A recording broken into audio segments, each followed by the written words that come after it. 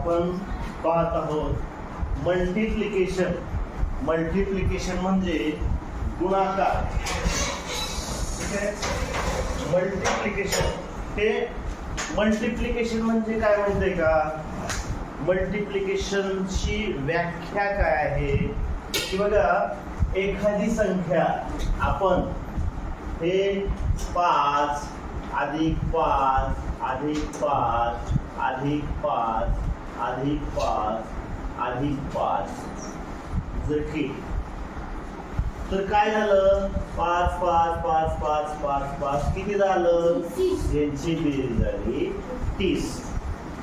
म्हणजेच काय याचा अर्थ, 5 हे किती वेळेस घेतलं, 1 2 3 4 5 6 5 6 टाइम घेतलं. प्रत्येक वेळेस बेरीज करायची गरज आहे का, नाही. म्हणजे 5 संख 30 येतो लक्षात. आता आपल्याला स्कॉलरशिपला असा प्रश्न येतो, बऱ्याच वेळेस असा येऊ शकतो की 5 अधिक 5 अधिक 5 अधिक 5 बरोबर 5 गुणिले 54. किती जाईल 5, 1 2 3 4 म्हणजे झालं 4. लक्षात येते. म्हणजे हे 5 हे 4 वेळेस घेऊन केलेली बेरीज म्हणजे 5 4 20. लक्षात येते मल्टिप्लिकेशन. आता इथं आपण साधं सोपं मल्टिप्लिकेशनचं उदाहरण करूया. काय आहे, 35 मल्टिप्लाइड बाय 5 म्हणजे 35 गुणिले 5.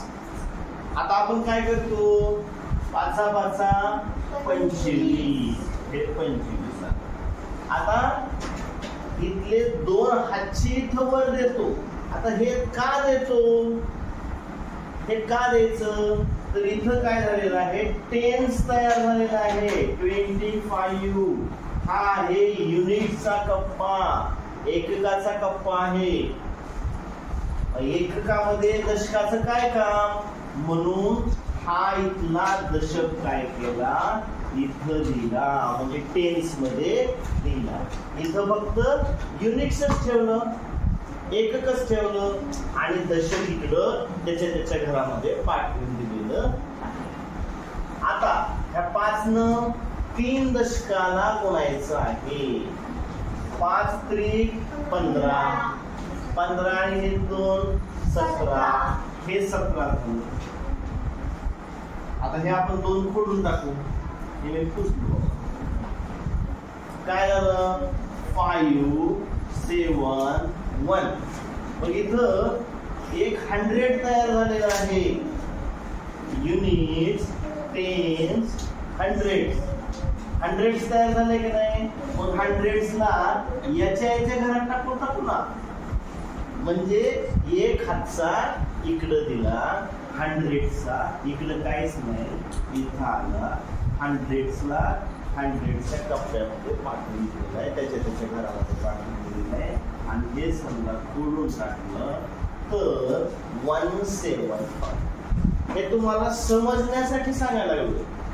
लक्षात येते का, गुणाकार करताना आपण पुन्हा हे मांडत बसायची गरज नाही. हे तुम्हाला समजावं म्हणून मी मांडलंय. पुढं डायरेक्टच हातचा देणार आहे.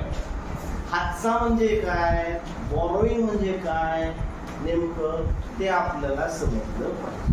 आता अजून एकदा बघूया पुढचा अजून एक, आणि पुन्हा नंतर डायरेक्टच करायचंय. हातचा डायरेक्ट इकडं, दशकाचा हातचा टेन्सचा हातचा इकडं द्यायचा.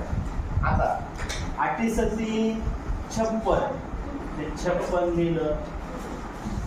56 लिहिलं तर युनिट काय म्हणतो, अरे बाबा इथं 5 दशक तयार झालेले आहेत. तू तुझ्या घरात जाणारे. मग या युनिट टेन्सला काय केलं, त्याच्या घरामध्ये टेन्सच्या घरामध्ये पाठवून दिलं पाठवून. आता इथला टेन्सच्या घरामध्ये हा 5 गेलेला आहे. आता पुन्हा गुणाकार बघूयात. हे काय केलं, 7 न पहिल्यांदा 8 ला गुणलं, आता 7 न 4 ला गुणूया, 4 7 28, हे टेन्स ला गुणतोय आता, 28 + 5 33. मग आपलं उत्तर आले 336. पण इथं काय म्हणतो, टेन्स काय म्हणतो, अरे इथं तर हंड्रेड्स झाले, इथं तर काय झाले 300 झाले. बाबा 200 तुझ्या घरामध्ये जा. मग इथं हातचा म्हणजे हात 300 ला इथं पाठवून दिलं. हे झालं 100 त्याच्या घरी, हे आपण पुसून टाकलं. मग 300. आता मग बघा 100च्या घरात 100 आहे, 10च्या घरात 10 आहे, युनिटच्या घरात युनिट आहे, बघा 326. आता आपण पुढचं उदाहरण डायरेक्ट करूया. हे समजण्यासाठी तुम्हाला सांगितलं होतं, लक्षात येते, हे समजण्यासाठी सांगितलं होतं. आता इथं पुढं आपण काय करूया, डायरेक्ट करूया. आता आपण तसा इकडचा दशक तिकडे पाठवा तसं नाही. आता काय झालं, 8 पंचे 40, 40 ला इथं 0, हातच्याले 4. जर एकच अंक आला तर इथं युनिट्स मध्ये लिहायचा, जर 2 अंक आले तर दुसरा दशकाचा अंक आहे तो इकडे लिहायचा, हातच्याला आले 4. पुन्हा 8 चौक 32, 32 आणि 4 36 झाला. हा गुणाकार इथं असा तयार झालेला आहे, लक्षात येते. पुढं आता 3 अंकी संख्या आहे, 3 अंकी संख्येला एकच अंकानं गुणलेला आहे. आपण पहिल्यांदा आपण सोप्यापासून अवघडाकडे जाऊ. आपण एकच अंकाने गुणत आहोत, 1 अंकाने गुणतोय, 1 अंकाने गुणतोय, 1 अंकाने गुणतोय, 1 अंकाने गुणतोय. आता समजून घ्या, या 6 ने 3 ला पण गुणायचं आहे, 6 ने 8 ला पण गुणायचं आहे, 6 ने 4 ला पण गुणायचं आहे. 6 3 18, 6 3 18, 18 ला 8, हातच्याला 1. आता 3चं काम संपलं. आपण एककाला किंवा युनिट्सला गुणवून घेतलेलं आहे. 3चं काम आता संपलं. आता दुसरा अंक 8 ला गुणायचे. 6 8 48, 6 8 48 आणि इथं 1 कॅरी 1 आलेला आहे, हातचा एक आलेला आहे. 48 आणि 1 49, 49 ला 9, हातच्याले 4. आता 8 ला पण गुणून झालं, 8चं काम संपलं रे बाबा. आता 3चं काम संपलं, 8चं काम संपलं, म्हणजे 8 ला गुणून झालं, 3 ला पण गुणून झालं. आता आपण 4 ला गुणूया. 6 चौक 24, 24 आणि 4 28. मग 28 इथं असं लिहायचं का, ह्याच 100चं का बदलायचं का, नाही. हे 1000 तयार झालेलं आहे, तर 2898 सगळ्यांना गुणून झालेलं आहे.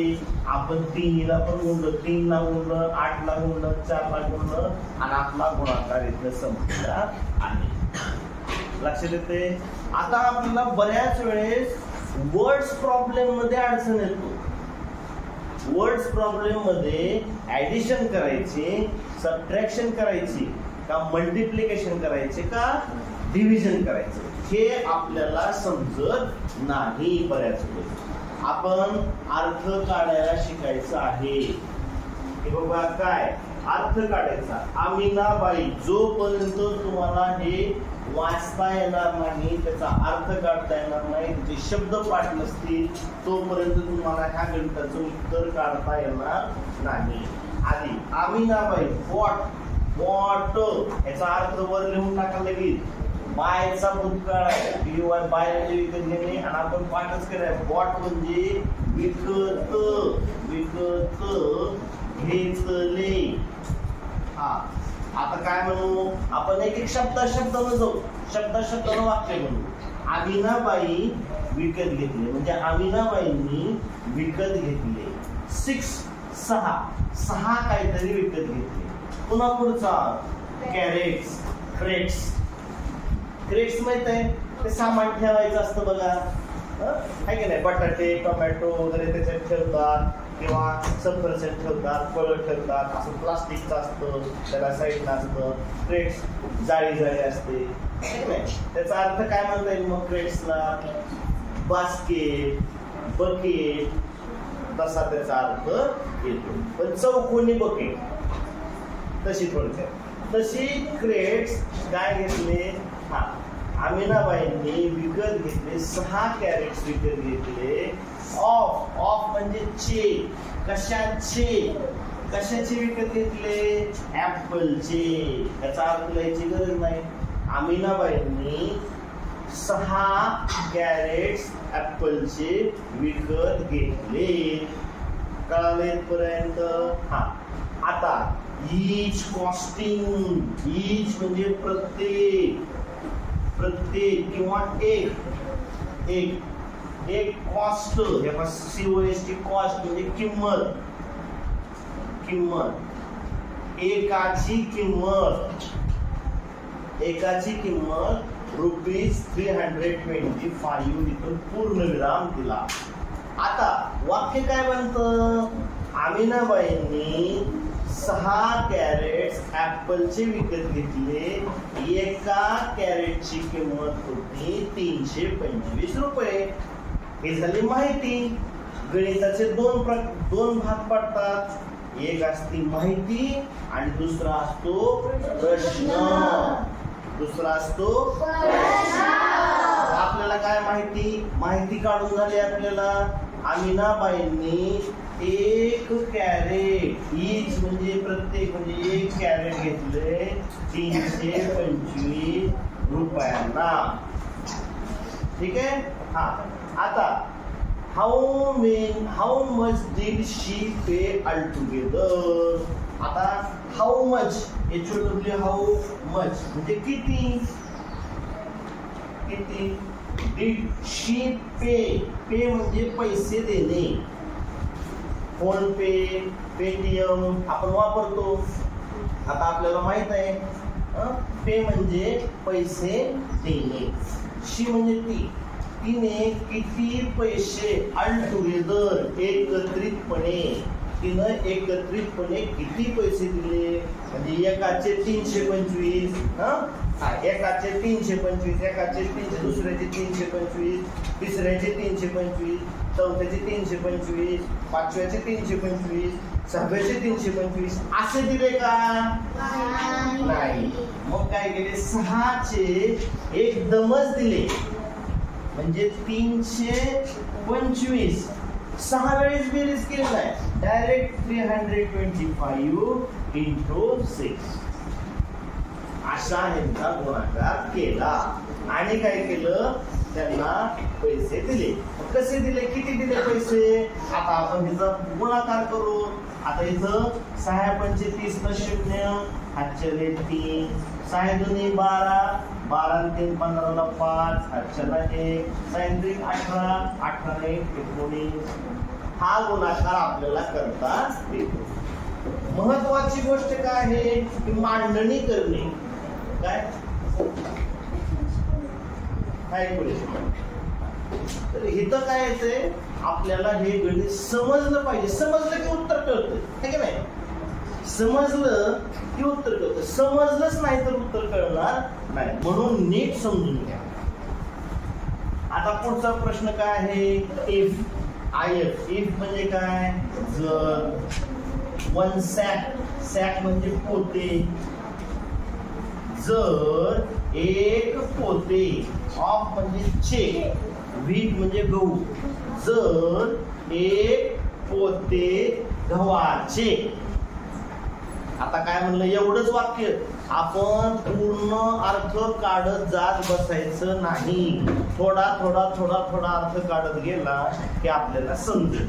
एक पोते, जर एक पोते गव्हाचे वेग म्हणजे वेट्स, एका गव्हाच्या पोत्याची वजन, गहू वजन असे त्याच्यावर तुम्ही काय करा, मराठीत अर्थ लिहित चला, म्हणजे तुम्हाला काय होईल त्याचा अर्थ समजत जाईल.